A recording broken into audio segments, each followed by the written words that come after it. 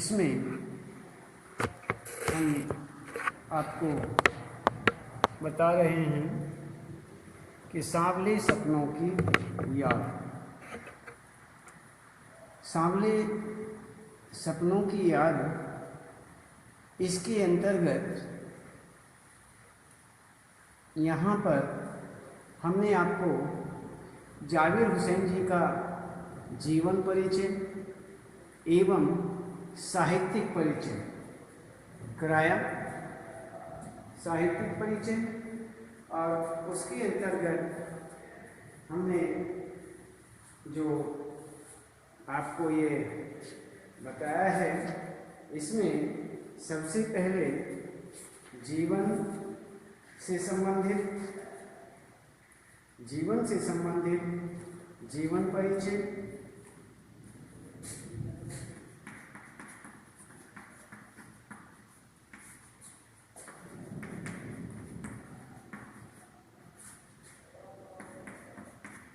इसमें रचनाएं,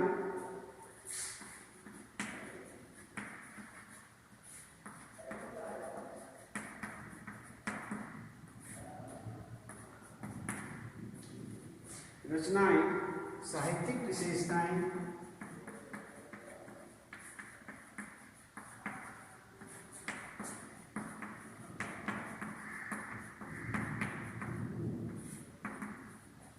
और भाषा शैली।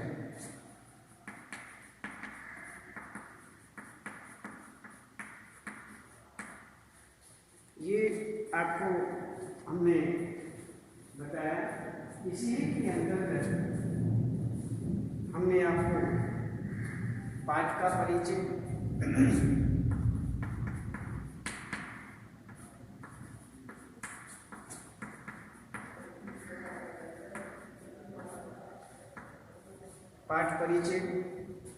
और अन्य पाठों का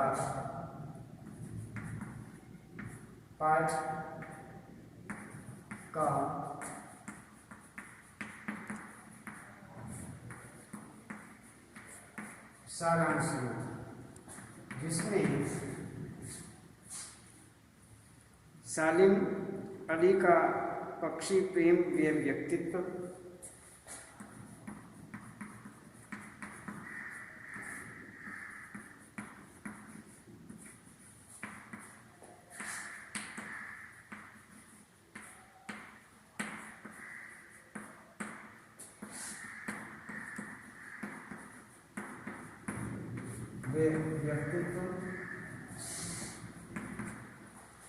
इसमें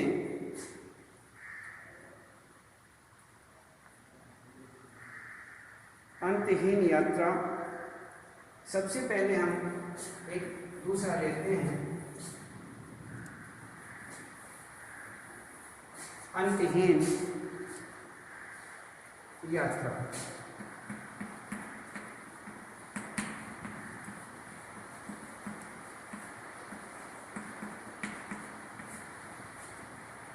आगे लेते हैं सांवले सपनों का महत्व।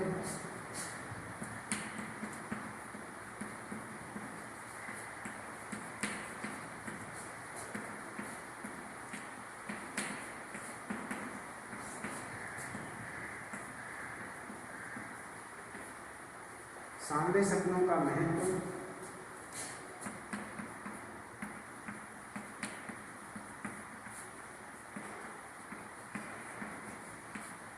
और सालिम अली का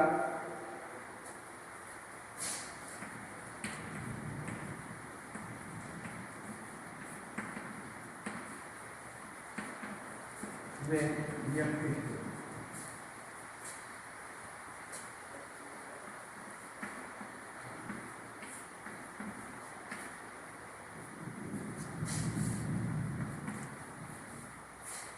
भूतपूर्व प्रधानमंत्री से भेंट,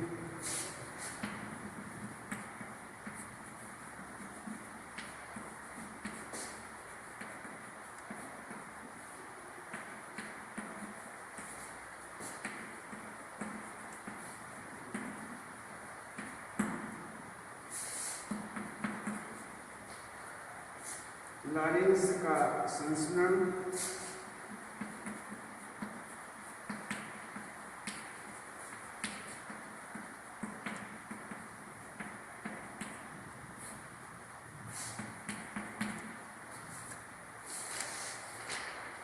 लॉरेंस का संस्मरण, पक्षी प्रेम की प्रेरणा।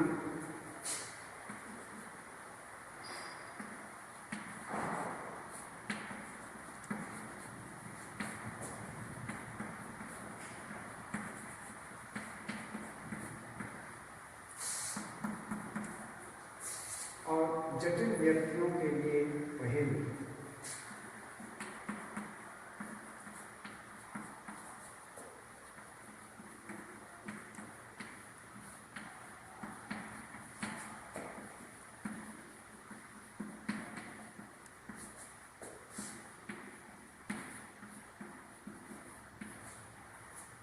ये आपके सामने अंतहीन यात्रा, सांवले सपनों का महत्व, सालिम अली का पक्षी प्रेम व व्यक्तित्व, भूतपूर्व प्रधानमंत्री से भेंट, लॉरेंस का संस्मरण,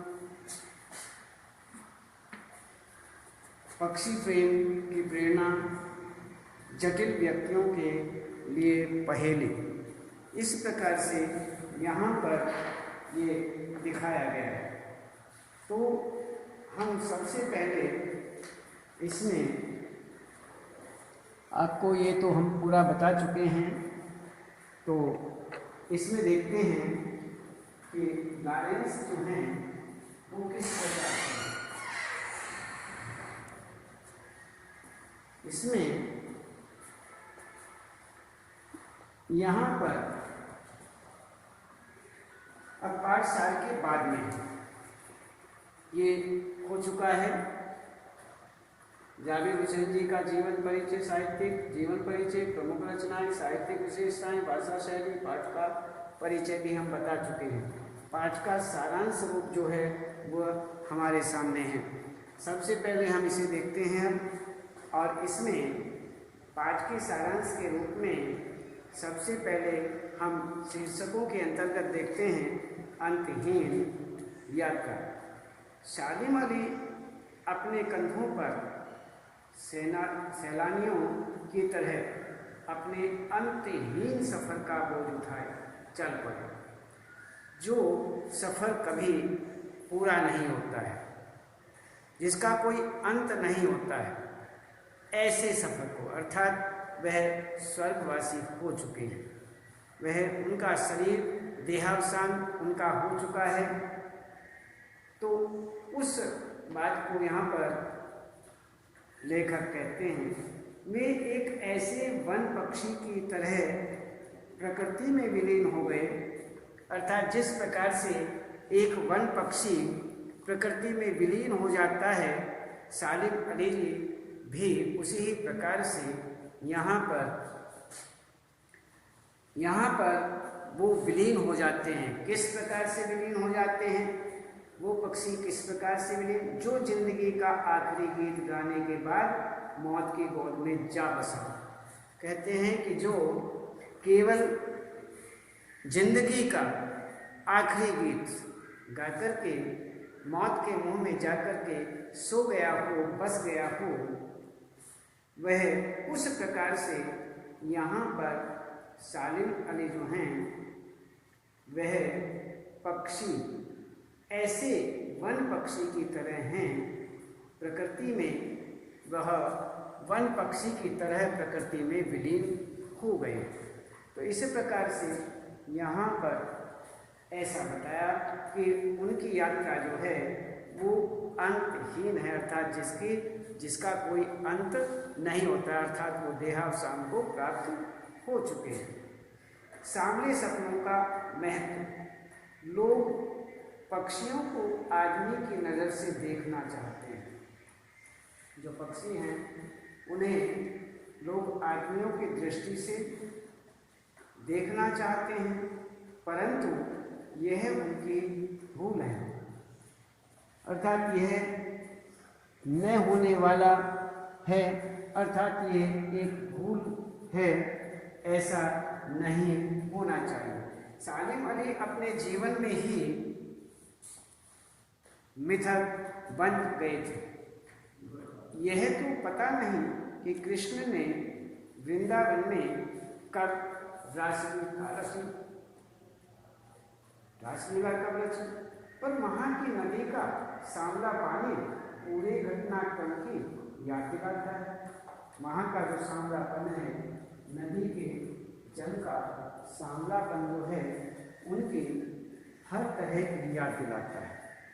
तो इस प्रकार से यहाँ पर वही बात बताते हैं कि कृष्ण ने वृंदावन में कब रामलीला रची होगी, परंतु वहाँ की जो नदी है, जिसका सांवला पानी है, सांवला जल है, वह पूरे घटनाक्रम की याद दिला देता है कि कोई आएगा और बांसुरी की धुन का जादू पूरे माहौल पर छा जाएगा।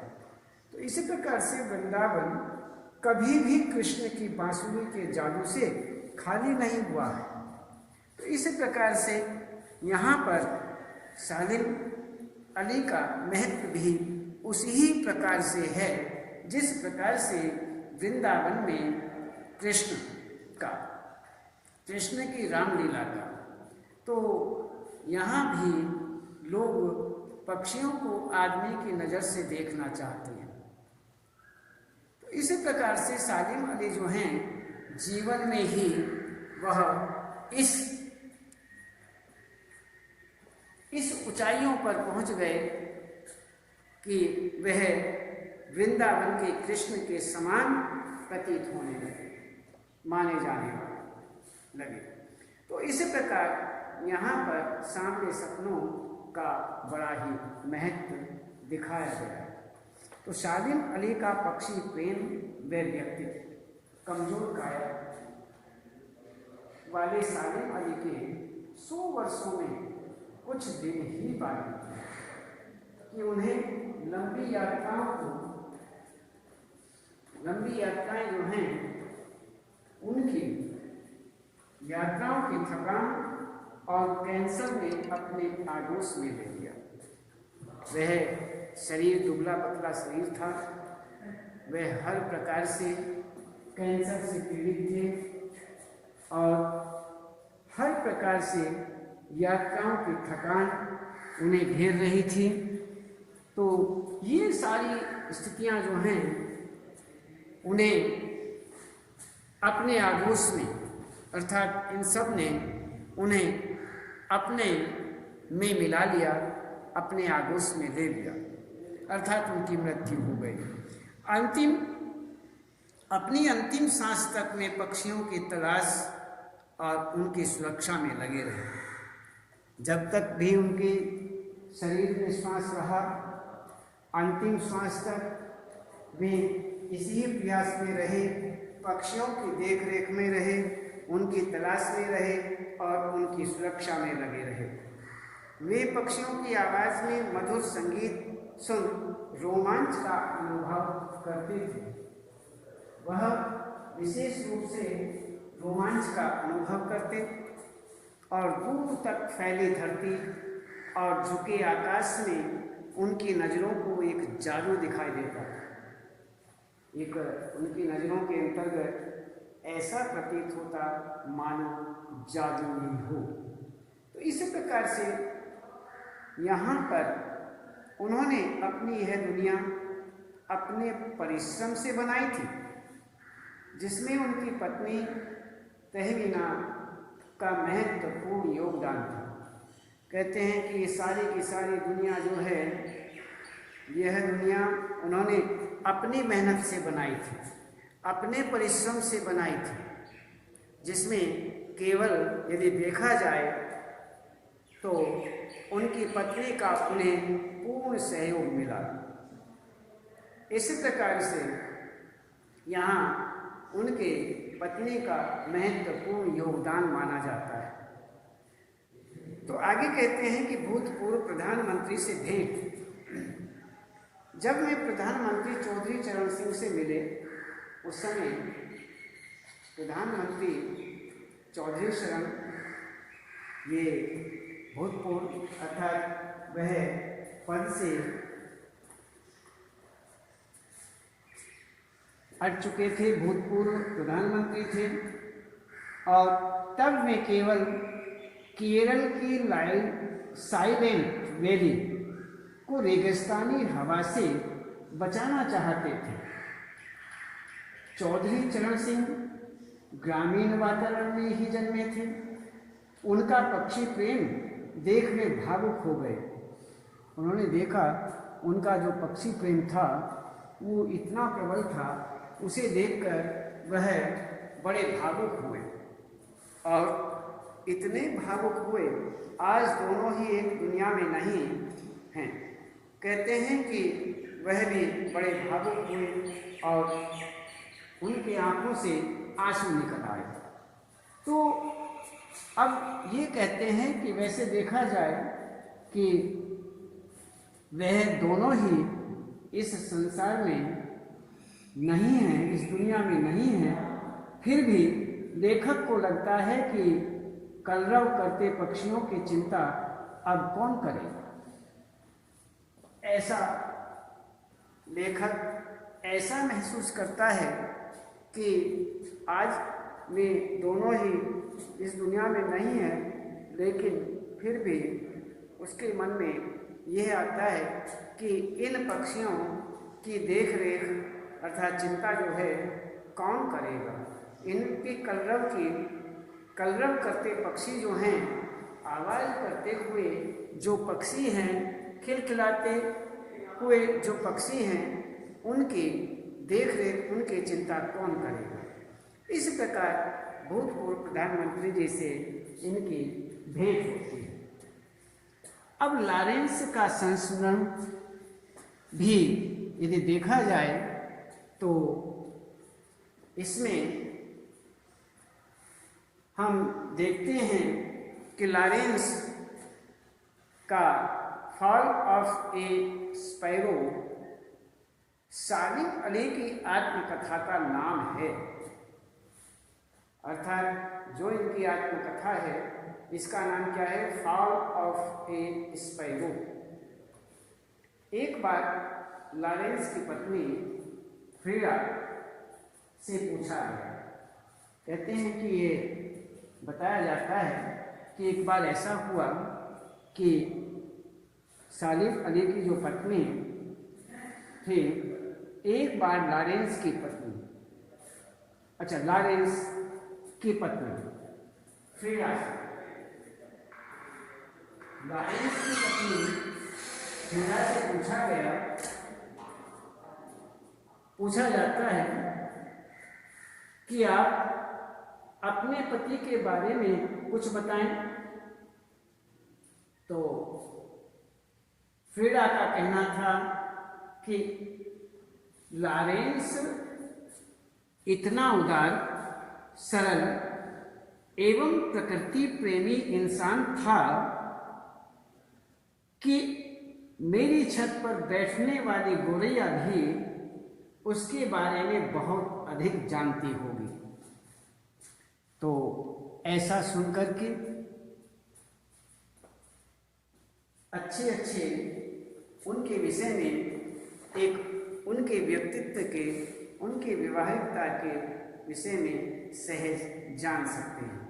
तो इस प्रकार से फॉल ऑफ ए स्पैरो सालिम अली की आत्मकथा का नाम माना जाता है। तो इसमें इतना उदार, सरल एवं प्रकृति प्रेमी इंसान था। अब सोचने की बात है, जिसमें पक्षी जो हैं वह भी उनके विषय में जानते हों, मनुष्यों से ज़्यादा भी जानते हों, उनसे भी ज़्यादा जानते हों, तो उनका पक्षियों से कितना प्रेम होगा। तो सरल, उदार, प्रकृति प्रेमी इंसान था कि मेरी छत पर बैठने वाली जो गोरैया है वह भी उनके बारे में बहुत अधिक जानती होगी। तो इस प्रकार से यहाँ पर लॉरेंस का संस्मरण जो है वह आता है। तो हम देखते हैं पक्षी प्रेम की प्रेरणा। पक्षी प्रेम की प्रेरणा किस प्रकार से और कहाँ कैसे प्राप्त हुई? बचपन में गलती से सालिम अली के हाथों एक गोरैया घायल हो गई थी। उस दिन से वे न केवल पक्षियों की खोज में रुचि लेने लगे, अपितु प्रकृति के रहस्यों को जानने के क्षेत्र में वे एक एक प्रकृति के रूप में आगे बढ़ने लगे। यही हमें तो यहाँ पर ये बताया जाता है कि बचपन में गलती से सालिम अली ने उनके हाथों से एक गोरैया घायल हो गई थी और उस दिन से वे केवल पक्षियों की खोज में रुचि लेने लगे, अपितु प्रकृति के रहस्यों को जानने के क्षेत्र में वे एक से एक बुलंदियों को छूने लगे और स्वयं प्रकृति के प्रतिरूप के रूप में पहचाने जाने लगे। तो इस प्रकार से मैं हर तरह से यह देखा गया। तो यहाँ पर जटिल व्यक्तियों के लिए पहेली, जो जटिल व्यक्ति तो उनके लिए ये बताते हैं कि जटिल जीवधारियों के लिए सालिम अली सदा एक पहेली बने रहे। बचपन में उनकी एयरगन से घायल होकर गिरे नीलकंठ की गोरैया ने उनकी जिंदगी ही बदल कर रख दी। वे नई नई खोजें करते रहे और अनवरत आगे बढ़ते रहे। वे लॉरेंस की तरह नैसर्गिक जिंदगी का प्रतिरूप बन गए थे। वे प्रकृति की दुनिया में एक टापू बनने की बजाय एक अथाह सागर बनकर उभरे। जो लोग उनके भ्रमरशील स्वभाव से परिचित हैं, उन्हें ऐसा लगता है कि वे आज भी पक्षियों का सुराग जानने में लगे हुए हैं और अभी गले में दूरबीन डाले खोजपूर्ण नतीजों के साथ लौट आएंगे। तो ये सारी स्थितियां हैं। इस प्रकार से वे हमें यहाँ पर प्रतीत होते हैं। तो इसमें हम यह देखते हैं कि अंतहीन यात्रा, सांवले सपनों का महत्व, सालिम अली का पक्षी प्रेम व व्यक्तित्व, अंतहीन यात्रा, सांवले सपनों का महत्व, सालिम अली का पक्षी प्रेम ये व्यक्तित्व, भूतपूर्व प्रधानमंत्री से भेंट, लॉरेंस का संस्मरण, पक्षी प्रेम की प्रेरणा, जटिल व्यक्तियों के लिए पहेली। तो ये हमारा इनके प्रति ये रहा। तो हम अच्छी तरह से इनके विषय में ये कह सकते हैं कि ये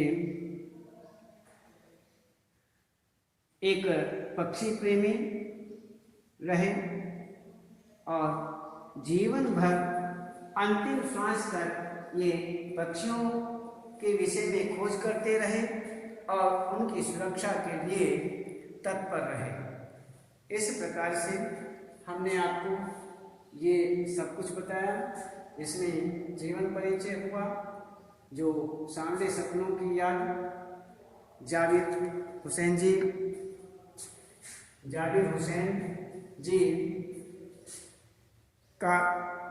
के द्वारा लिखा गया ये लेख है।